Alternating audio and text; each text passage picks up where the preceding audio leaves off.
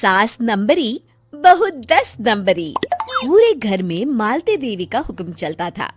अपनी बड़ी बहू को वो टीवी के रिमोट की तरह कंट्रोल करती थी। चलो, देर हो रही है। 12 बजे से पहले लड़की वालों के यहाँ पहुँचना है। हाँ हाँ, चलती हूँ।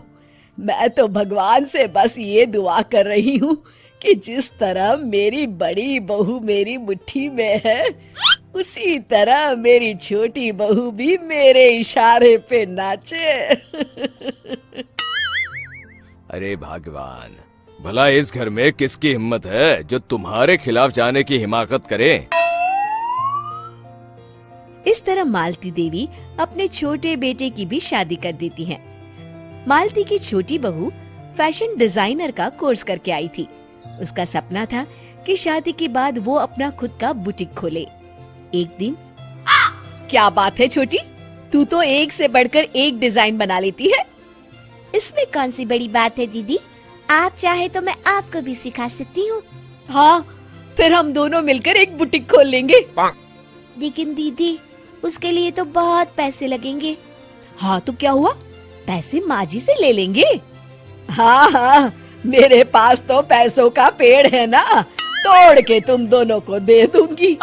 मेरी एक बात अच्छी तरह समझ लो, मैं तुम दोनों को एक ढेला भी नहीं देने वाली। बड़ी आई बुटीक खोलने वाली। ये आप क्या कह रही हैं माँ जी? आप हमारी मदद नहीं करेंगी तो कौन करेगा? अरे अगर बुटीक खोलने का इतना ही शौक है तो अपने माँ बाप से पैसे क्यों नहीं मांग लेती? मेरे पैसों पर क्यों आंख गड़ाए बैठी हो तुम दोनों?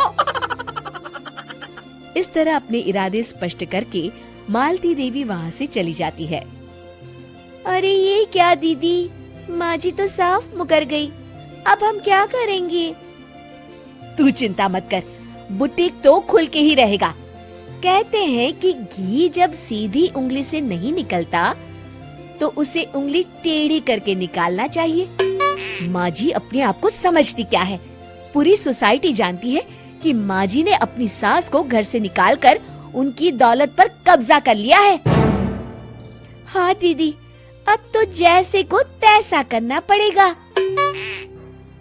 फिर दोनों बहुएं मिलकर एक साजिश रचती हैं। एक दिन, अरे नालायक, जरा ठीक तरह से पैर दबा, बिल्कुल मजा नहीं आ रहा। खाने पीने में तो कोई कसर नहीं छोड़ती। तभी वहाँ बड़ी बहू हाथ में एक फॉर्म लेकर आती है। माँ जी, आपके लिए एक खुशखबरी है। सरकार सभी बुजुर्गों को हर महीने 10,000 रुपए पेंशन देने वाली है। अरे ये क्या कह रही है तू? क्या सच में मुझे हर महीने घर बैठे 10,000 रुपए मिलेंगे?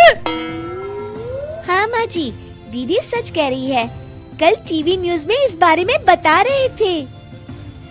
बस आप ये फॉर्म पढ़ के इसे भर दीजिए और अपने दस्तखत कर दीजिए। मैं इन्हें ले जाकर जमा करवा देती हूँ। अरे नालायक, बड़ी कामचोर है तू। इस बुढ़ापे में कहाँ तुम मुझसे फार्म भरवा रही है?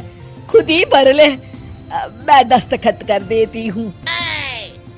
ठीक है माँ जी। फिर बड़ी बहू बड़ी चालाकी से फॉर्म के पन्नों के बीच प्रॉपर्टी के पेपर छिपा कर रख देती है और उन पर मालती देवी के दस्तखत करवा लेती है। कुछ दिनों के बाद मालती देवी अपने पति के साथ 2 दिनों के लिए अपने एक रिश्तेदार के यहाँ जाती है। दूसरी तरफ दोनों बहुएं पूरे घर पर अपना कब्जा कर लेती हैं। मालती देवी जब अपने रिश्तेदार के यहाँ से लौटती हैं, तब अपने कमरे में ताला लगा देख आग बबूला हो जाती है।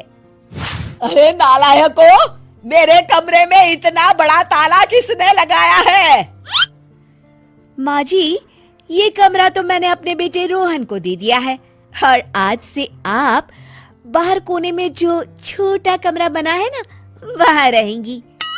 अच्छा, मैं उस सड़ेले कमरे में रहूंगी है? तेरी ये कहने की हिम्मत भी कैसे हुई? और मेरी इजाजत के बिना मेरा कमरा देने वाली तू होती कौन है? लगता है तू भूल गई, इस घर की मालकिन मैं हूँ। तभी वहाँ छोटी बहू आती है। अरे माँ जी, आप इस घर की मालकिन नहीं है। अब इस घर की नई मालकिन हम दोनों बहुएं हैं। ये देखिए, इन प्रॉपर्टी के पेपर पर आप ही के दस्तखत है। अरे भाग्यवान, ये तुमने क्या कर दिया? दस्तखत करने से पहले एक बार ठीक से पढ़ तो लेती। अरे लेकिन मेरी बहुएं मेरे साथ ऐसा कैसे कर सकती है? अरे तो इसमें कौन सी अचरज की बात है? तुमने भी तो अपनी सास को घर से बाहर निकाल दिया था। टूटा फूटा ही सही, शुक्र करो कि इन दोनों ने कम से कम हमें रहने के लिए कमरा तो दिया। तुमने तो अपनी सास को वो भी नहीं दिया था। आज समझ में आया, जैसी करनी वैसी भरनी। चलो अपना सामान उठाओ और चलते हैं।